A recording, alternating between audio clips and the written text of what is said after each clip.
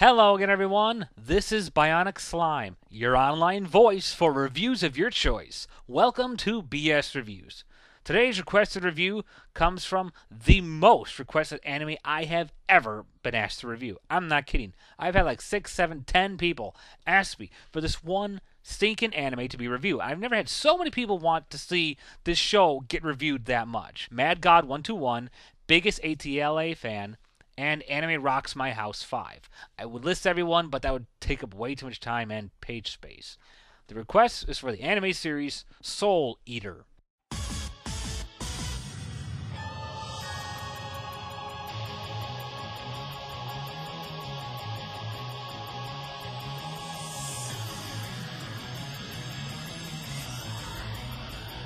Soul Eater is brought to us by Funimation Entertainment and was created by manga author Atsushi Okubo. It was directed by Takuya Igarashi, who served as a director and storyboard and episode director on virtually every frickin' season and special and movie of Sailor Moon.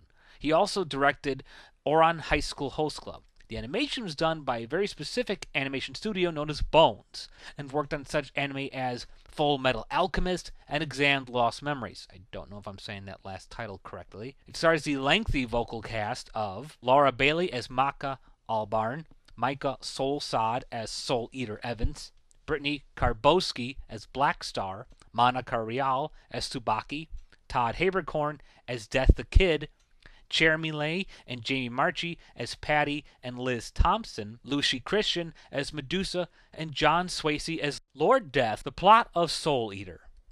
Lord Death, also known as the Grim Reaper, has started a special school with the focus of training students to work with weapons. And by weapons, I mean people who actually have the ability to turn into living weapons, like a sickle or a hammer or a gun. And they work with a partner known as a Meister. The school specializes in training weapons and meisters to work together in order to hunt down the Kishin, demonic monsters that erupt from within people's souls after they've become corrupted by consuming the souls of the living, slowly but surely turning them into monsters known as the Kishin. It is the school's mission to stop any Kishins from ever being reborn.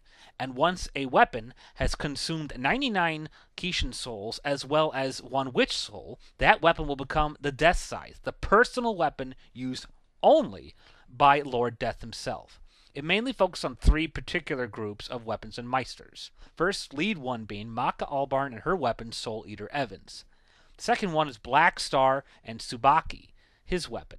And then we have Death the Kid, the son of the Grim Reaper, and his twin weapons, Liz and Patty Thompson, known as the Thompson sisters. It is their mission to work together, as along with other students, in order to stop the advancement of all kinds of threats, including witches, demons, mummies, monsters, and every other creepy crawly thing that ever comes their way. Review of the plot.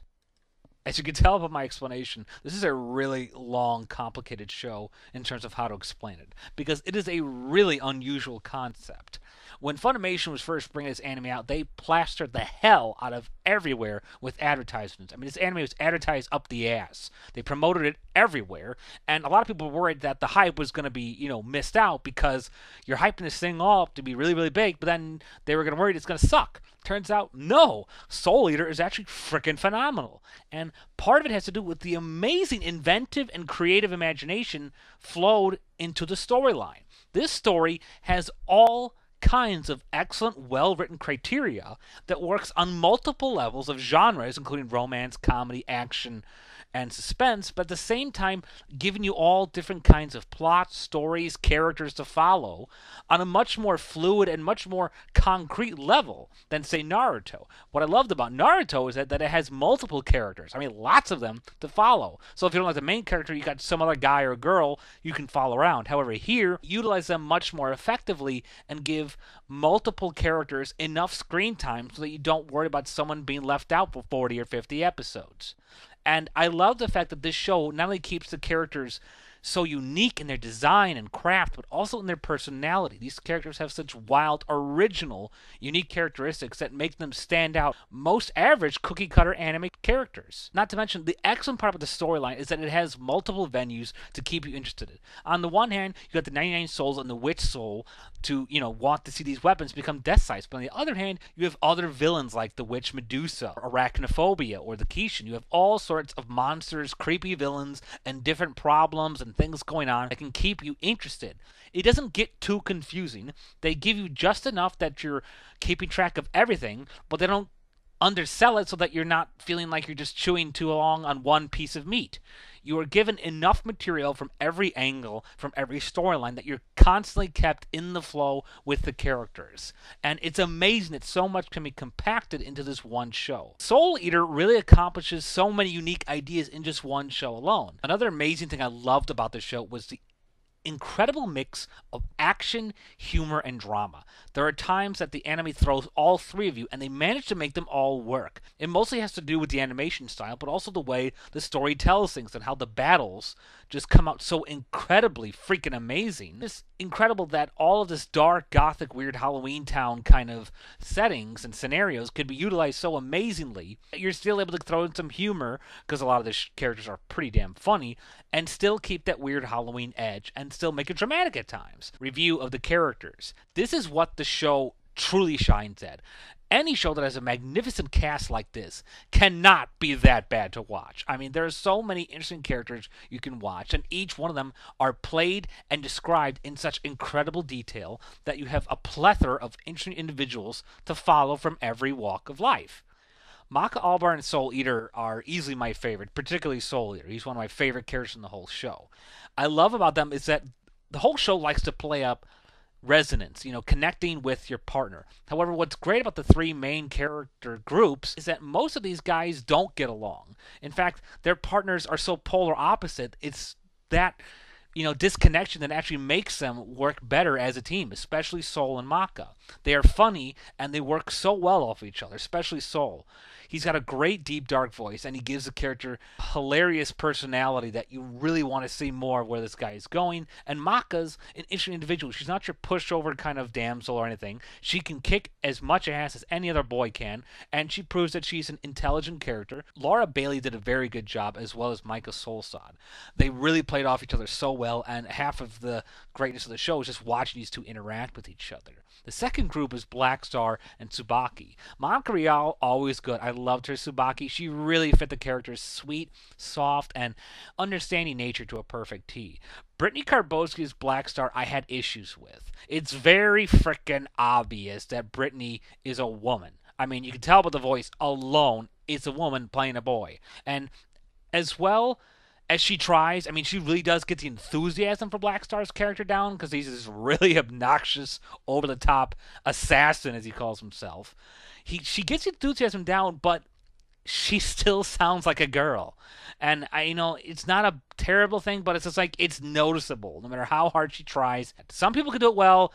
I don't think she's one of them. Todd Haberkorn was excellent as Deathakid. He's an extremely talented voice actor, and Deathakid is another one of my favorite characters. He has this hilarious, weird obsession with symmetry, to the point where he will actually let himself get killed, shot, or beat up just because something looks beautiful or symmetrical to him. And it's on the practical borderline of OCD, obsessive compulsive disorder. He's crazy for it. And it's especially fun with his two twin weapons, Patty and Liz Thompson. They're very fun and they're very cute, and they play off well with Kid. And hell, I could talk forever about these characters because there's so many great guys in here. You got Excalibur. Oh my god, you're gonna shit your pants laughing when you see this guy. I don't want to say too much about him because he's just too freaking weird and funny for words. You have to see him to believe him. Review of the animation and the music. Again, the animation is one of the major highlights of this show. Bones does a freaking awesome job doing the animation for this show. I mean, it's so fluid and colorful and yet dark at the same time. The battle sequences come out even better and more fluid than in Dragon Ball Z.